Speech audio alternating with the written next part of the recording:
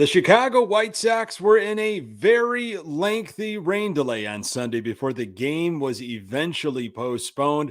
The White Sox remain 2.5 games back in the AL Central as they now face an absolute thorn in their side, the Kansas City Royals in Kansas City. Kauffman Stadium has not been kind to the White Sox, but hopefully Michael Kopech can follow Johnny Cueto's masterpiece from Saturday night and help the Sox escape with a win. You are Locked On White Sox, your daily Chicago White Sox podcast. Part of the Locked On Podcast Network, your team every day.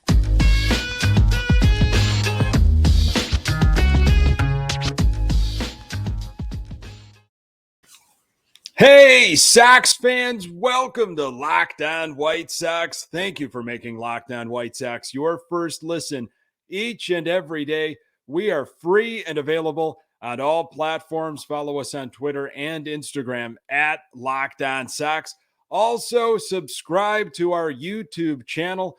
Just search Locked On White Sox. Hey, I'm your host, Nick Morawski, a lifelong die-hard Chicago White Sox fan, recording this podcast just blocks from the ballpark in beautiful Bridgeport.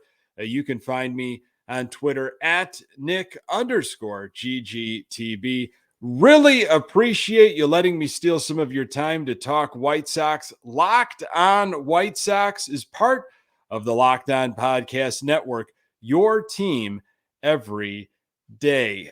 Folks, I know you have so many different outlets and are consuming so much White Sox content. I just want to thank you once again for giving some of your time to the Locked On White Sox podcast. This is actually my 100th episode here with Locked On White Sox. I can't believe we're at that milestone already, but I do appreciate your continued support. Despite the up and downs from this season, thank you so much for continuing to make this one of your spots when consuming White Sox content. We got a lot to get to. Yasmani Grandal hurt his knee trying to score from second. Who's to blame if there is blame to go around? Johnny Cueto is must-see TV, and his performance this past Saturday was nothing short of brilliant. And why does Tony La Russa continue to walk hitters when they have two strikes? Apparently, we are all just overreacting.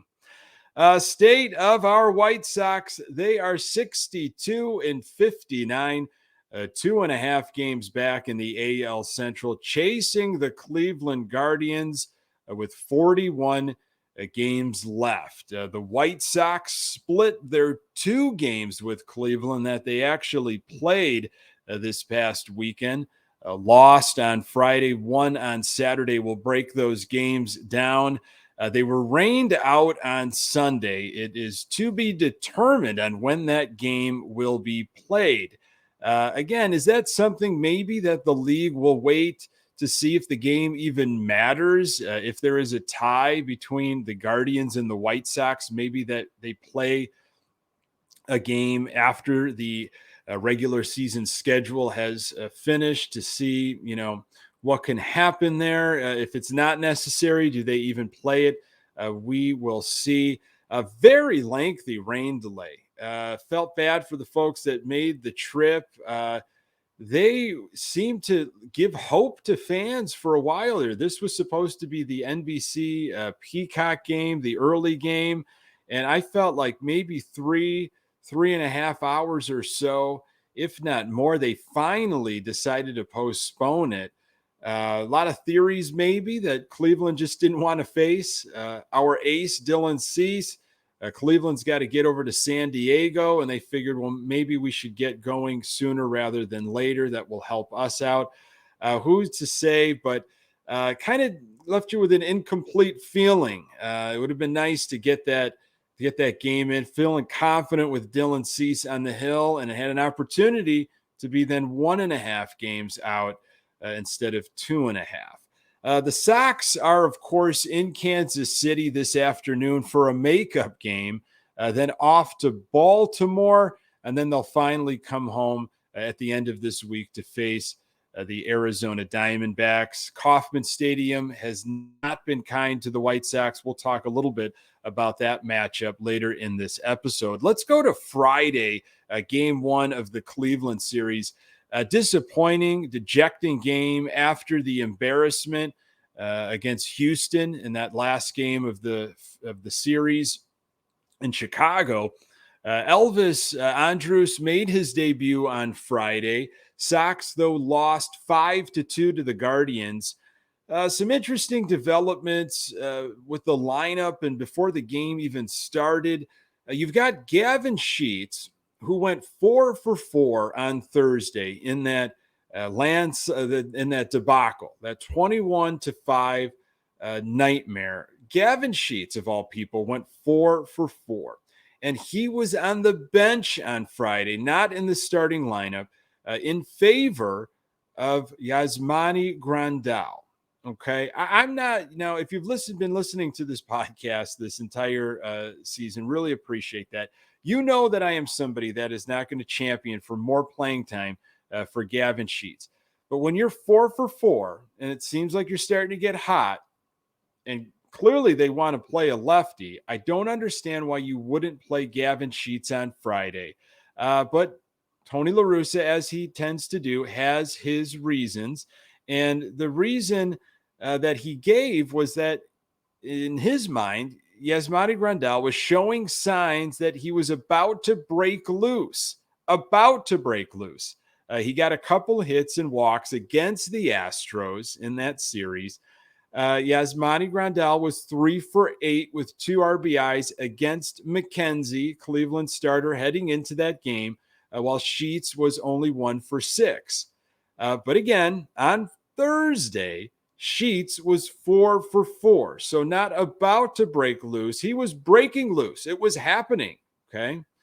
Yaz eventually went 1 for 3 in the game with a single on Friday. Maddening stuff. You just shake your head sometimes at the decisions that are made. Want to also talk about the 5th inning in that game. Sox were up 2-0 at this point. Sox had a runner on third and nobody out and could not get the run home. Strikeout.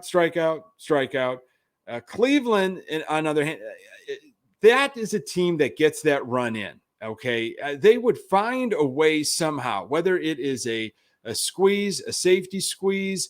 They just are a type of team that just don't let that occur. And the White Sox have been horrible with guys in runners in position, especially with the bases loaded.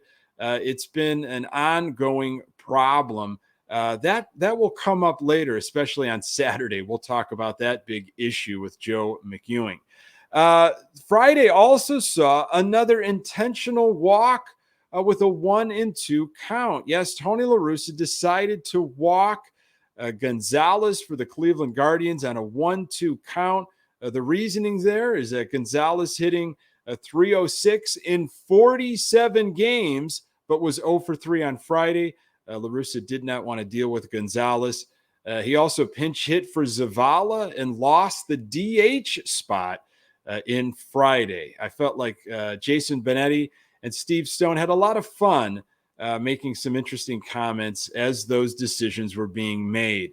Andrew Vaughn was unfortunately hit in the mouth. The fastball ricocheted off of his shoulder, it looked like, and hit him square in the mouth.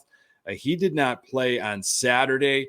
Eloy Jimenez left the game after swinging at a pitch, hurt his knee, looked pretty bad, but he ended up getting treatment and was in the game on Saturday. Lance Lynn was your pitcher on Friday. He went 5 2/3, gave up only 5 hits, 1 earned run, a walk, 6 strikeouts, and gave up a home run. His ERA 5.30. I thought Lance Lynn pitched very well and deserved more. Ronaldo Lopez had a game he'd like to forget, and he needs to forget that because he, I think, will play a pivotal role down this stretch. Lopez pitched an inning, gave up 3 hits, 3 runs, and 1 strikeout.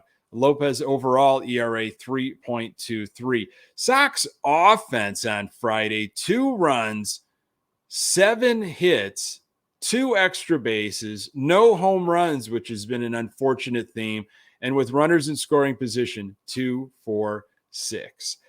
The Chicago White Sox have not been scoring runs. They haven't been scoring them, frankly, at all, especially with runners in scoring position. But I'm going to tell you why, despite the lifeless offense, sending Yasmani Grandal home on a base hit on Saturday with nobody out was just plain ridiculous. More on that in a moment. BetOnline.net is the fastest and easiest way to check in on all your betting needs. Find all your favorite sports and events at the #1 online source for odds, lines, and games. Find reviews and news of every league, including Major League Baseball, NFL, NBA, NHL, combat sports, esports, and even golf. BetOnline continues to be the top online resource for all your sports wagering information. From live in-game betting, scores, and podcasts, they have you covered. Head to BetOnline today or use your mobile device to learn more about the action happening today. BetOnline, where the game starts. What a game on Saturday, the Johnny Cueto game. Once again, Sox beat the Guardians 2-0. So much going on in this game. The return of Luis Robert to the lineup, and of course, Jimenez played as well when we all thought he might have been done for the season, the way he crumpled after that swing on Friday. Jose Abreu, boy, has he been. August Abreu leads the American League in hits, 3rd in batting average, gets the White Sox on the board with an RBI double to score Robert. It just feels like when no one else has been producing, he comes up with that big hit at the right time. Again, good to see Robert back in the lineup and playing and contributing. 7th inning was all the drama. This was all the talk throughout the rest of the evening and up until Sunday. We're going to discuss it in this episode. Not only what happened, but what was said. Again, Sox have not been scoring runs, but sometimes I feel like abandoning then the mission and just completely admitting that all hope is lost might not be the best approach. And it feels like that was the case in the 7th inning on Saturday. So you've got nobody out, and Grandal is at second base. Sox were up 1-0.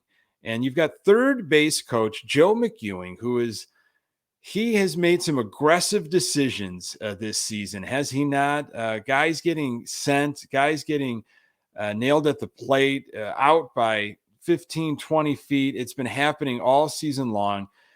Joe McEwing up to it again, sends Yasmani Grandal from second base, sends him home, waves him home on an Elvis Andrus hit, just a single. Grandal was out by maybe 20 feet. It could have been more. Maybe I'm being conservative with 20 feet. In the process of Yasmani Grandal trying to avoid a tag because he was, out by so much, he tried to make it interesting. He hurt his left knee while avoiding the tag, had to be helped off the field, and was placed on the 10-day IL after the game. The severity of the injury we figured out was not as bad as we anticipated. We'll talk about that in a little bit. So here's the issue. You've got one of the slowest runners on the White Sox team, dealing with probably knee issues already. And in the mindset of White Sox coaching now, it's because we can't score runs with guys on third or second or bases loaded with nobody out. We're just going to send guys on these missions where they're destined to fail because we can't produce runs any way offensively. We're going to send Yasmani Grandal on a single to score. It was not a good situation at all. 7th inning, thankfully, Elvis Andrus, probably not getting any advice from Joe McEwing, ended up manufacturing a run on his own, stealing third base, then scored after a misplaced throw from right field. So there was a sac fly potentially, although it wasn't deep enough for Elvis Andrus to score. Right fielder for Cleveland caught it and rifled it home. Catcher could not play it on a bounce. Elvis Andrus heads up, was able to get home and score a much needed run to make it 2-0 at that point. Sox offense, only 2 runs, 5 hits, 2 extra base hits. Again, no home runs, and Sox were 1 for 7 with runners in scoring position. Despite all the goofiness that happened in the 7th inning with Grandal and McEwing, it was the Johnny Cueto show. Boy, was he fantastic. If you did not watch the game and you only caught, snippets here and there, maybe try to rewatch it. 7th inning and beyond, 6th inning and beyond. Cueto's performance, he got better as the game went on. It was awesome. He threw 8 2/3 of an inning, 5 hits only, 0 earned runs, 1 walk, 2 strikeouts. He's not a strikeout pitcher at all. But he's a pitcher. He's not a thrower. He does not allow hitters to barrel things up. He throws different looks at you all the time. You talk about that will to win, that fire. He has got it.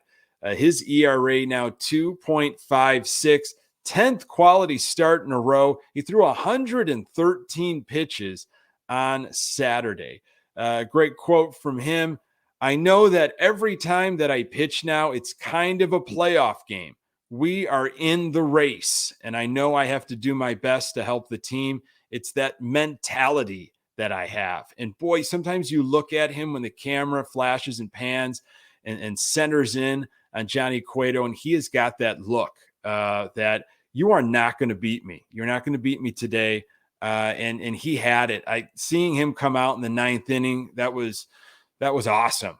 Shocking, but awesome. Liam Hendriks got the 1-out save. He faced Gonzalez. There's that name again. Gonzalez had 2 hits against Cueto in the game, so I understood that one. Hendriks with the 1-out strikeout for his 28th save. Big game for the White Sox. The question still is, why was Grandal even running? 7th inning, he's on second. Replace him with Adam Engel, and then have Zavala take over behind the dish. A head scratcher that we're going to get into. The White Sox, though they have struggled in Kauffman Stadium, however, the time is now to start changing that narrative. More on that in a moment. So prior to Sunday's series finale, that of course never got played, postponed due to rain, the White Sox made some announcements. Again, they placed Yasmani Grandal on the 10-day injured list with a left knee strain. However, further examination of Grandal's left knee revealed no acute damage to the ligaments, tendons, or cartilage around the knee. He is dealing with inflammation caused by the hyperextension of the knee and will progress as tolerated. So that's best case scenario. Hopefully he's able to heal up. Not as bad as we had thought. Sox selected the contract of Carlos Perez from Class AAA Charlotte. Looking forward to seeing what he can provide to the White Sox while Grandal is out. And they transferred right-hand pitcher Kyle Crick to the 60-day IL. So more on this whole situation with sending Yasmani Grandal in the 7th inning with nobody out. Tony La Russa, of course, defending the decision. He's not going to throw one of his coaches under the bus. This is what La Russa had to say about that. If you are having trouble scoring runs, you should learn to be more aggressive, not less aggressive. I'm not talking without sense. So in that case there, as soon as that ball is hit, Yaz is moving. That's what Joe McEwing saw. He made the right call. It just turned out with an injury. So much to dissect there. The thing that La Russa is saying that I find so hilarious is he's basing this whole situation and defending McEwing on the fact that Yaz was simply moving after the ball was hit. with Yasmani Grandal, the bar has to be set at a different level there. You need to have Yasmani Grandal like almost at touching third base when the ball is hit magically somehow. Not simply Yaz is moving. That's why McEwing is going to fire up the arm and send him home on a mission that he's destined to fail. Of course, LaRussa said it, but again, Yaz's moving should not be the prerequisite for sending him. That's a pretty low bar. If I'm Yaz, I'm furious. McEwing sent him on a mission destined to fail, and it ended with an injury. He is a slow runner. He's not a very good base runner, which complicates things even more. If it's any other player, I might understand it, even though there were 0 outs at the time. But because the team has been brutal scoring runs from third with 0 outs, you send your slowest guy and risk potentially major injury. It wasn't even close. I don't get that mentality. That shouldn't be the new offensive approach, is because we can't score runs and we've been struggling in that department.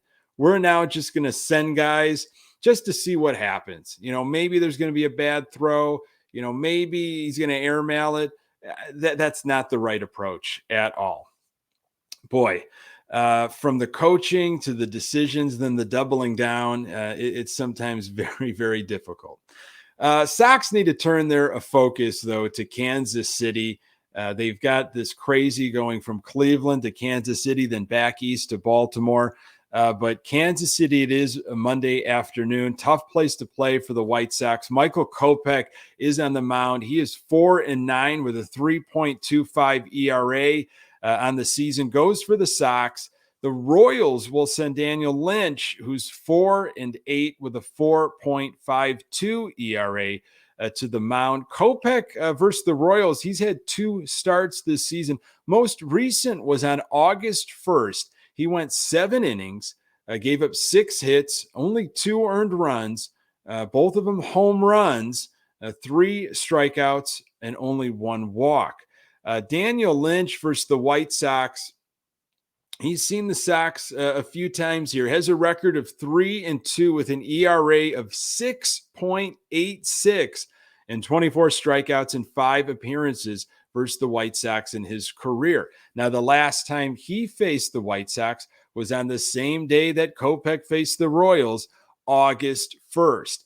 And on that day, if you remember, Lynch, 5 1/3 innings, 6 hits, 0 earned runs, 0 walks, and 7 strikeouts. He was tough on the White Sox. What kind of changes have White Sox hitters made? Did they learn anything? What's their approach? They've seen him recently. We'll see how that goes Monday afternoon. Of course, the last time the White Sox were in Kansas City, they lost 3 of 4. And there had to be a players meeting after that. Folks, thank you so much for making this podcast part of your daily routine. You can find the Locked On White Sox podcast absolutely everywhere you find your podcast. We are on Twitter and Instagram at Locked On Sox. You can find me on Twitter at Nick_GGTB. Thanks for making Locked On White Sox your first listen. Now make your second listen the Locked On MLB podcast. MLB expert Paul Francis Sullivan brings humor, passion, and unique perspective on every team and the biggest stories around the league. Follow the #1 league-wide podcast, Locked On MLB, on the Odyssey app, YouTube, and wherever you get your podcasts. Coming up on the next episode, I will recap Michael Kopech's outing, hopefully be talking about a White Sox winner. Appreciate you making time for the Locked On White Sox podcast. I'm Nick Morawski, and until next time, go Sox.